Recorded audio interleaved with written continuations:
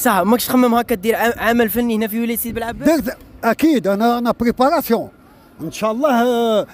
ما نقولكش ويتا مي من الايام القادمه هذه غادي نحطوا رحال في بلعباس ان شاء الله. غادي يكون فيلم سينمائي ان شاء الله. ان شاء الله. وين نوروا كاع معالم تاع سيدي بلعباس، لان هذه الولايات تستاهل كل خير.